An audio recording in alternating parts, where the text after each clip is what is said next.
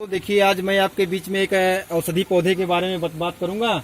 और ये पौधा जो आप देख रहे हैं, यह सिर्फ पौधा ही नहीं बल्कि एक बहुत बड़ी चलती फिरती मेडिकल स्टोर है। तो आइए हम आपको बताएंगे इसके बारे में क्या होता है। ये आपका ये जो पौधा है, ये बहुत ही ज़बरदस्त पौधा है जो कि हमारे बहुत सारे आज से नहीं वैदिक काल से ये चलता चला आ रहा है।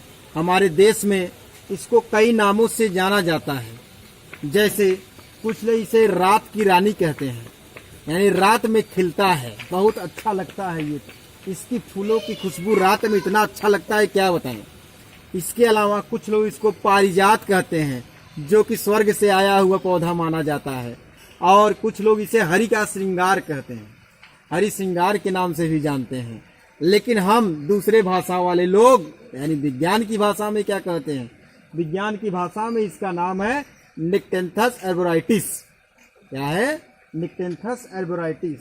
अब आइए जरा इसको पहचानने का प्रयास करते हैं, समझने का प्रयास करते हैं कि ये क्या है और क्यों मैं आज के बारे में इसके बारे में आपको बताऊंगा। जैसा कि आप सब जानते हैं कि आज भारत देश नहीं पूरे विश्व में बहुत सारी बीमारियां लोगों के गले तक लगी हुई हैं। उन बीमारियों को दूर करने का प्रयास छोटा समय करना चाहता हूं। मैं Mukesh Kumar Maurya Marshal Educational Group channel के माध्यम से आपको एक मेडिसिनल प्लांट के बारे में बताने वाला हूं। जैसा कि इसका नाम मैंने आपको बताया, इसको निक्टेन्थस एर्बोराइटिस कहा जाता है। मध्य प्रदेश का एक नेटिव प्लांट है, एमपी में पाया जाता है, लेकिन ओवरऑल ऑल इंडिया के हर जगह पाया जाता है। जो उष्णकटिबंधीय क्षेत्र होते हैं उसमें एक ज़्यादातर देखने को मिलता है। तो आइए बात किया जाए कि और इसके बारे में क्या क्या खास बात हो सकती है। अब इसके गुणों के बारे में बताते हैं। इसके जड़, तना, पत्ती, पुष्प, फल, बीज सब में एक एक गुण छुपा हुआ है। आइए अलग अलग बीमारियों के बारे में हम आपको बताते हैं विस्तार से। सबसे पहले एलर्जी के बारे में बात कर लेते हैं। जैसे किसी को धूप से एलर्जी, धुएं से एलर्जी है, अगर शरीर में कोई दाने निकल रहे हैं उससे एलर्जी है, तो इस पत्ती के लेप को अगर लगा लिया जाए तो ये एलर्जी तुरंत मान चलिएगा 10 से 15 मिनट में खत्म हो जाता है। ठीक है, तब ये पहला एंटी एलर्जिक इसमें पाया जाता है। जो हमारे शरीर में हिस्टामिन होता है, बिल्कुल उसी तरीके से यह काम करता है। दूसरी बात अगर करते हैं एंजाइटी। एंजाइटी क्या होता है? चिंता।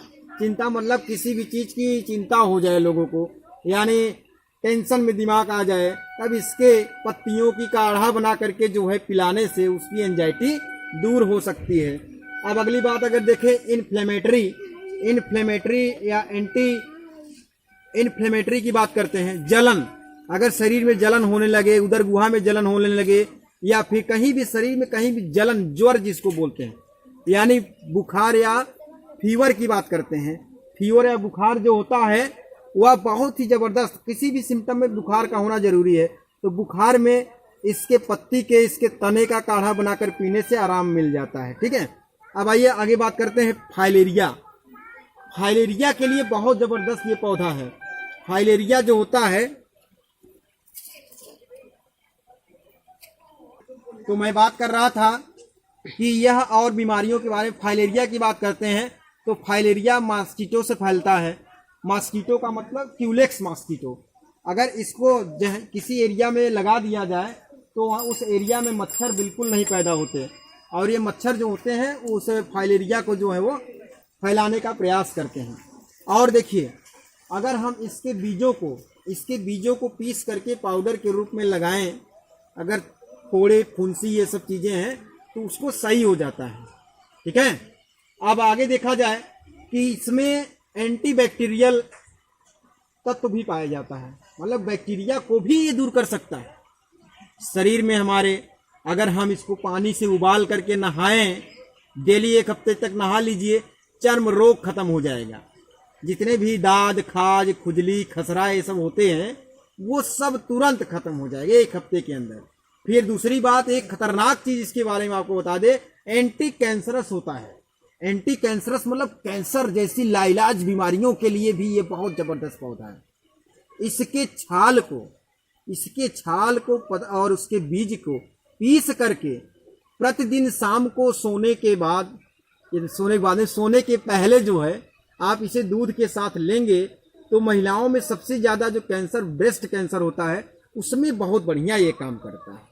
और अगर देखा जाए, और आजकल महिलाएं जो होती हैं इतना ज़्यादा परिश्रम करती हैं, उनके थकान हो जाता है, थकावट हो जाता है, आंतरिक रूप से परेशान हो जाती हैं, खून की कमी रहती है, तो खून की कमी को भी दूर कर सकता है ये।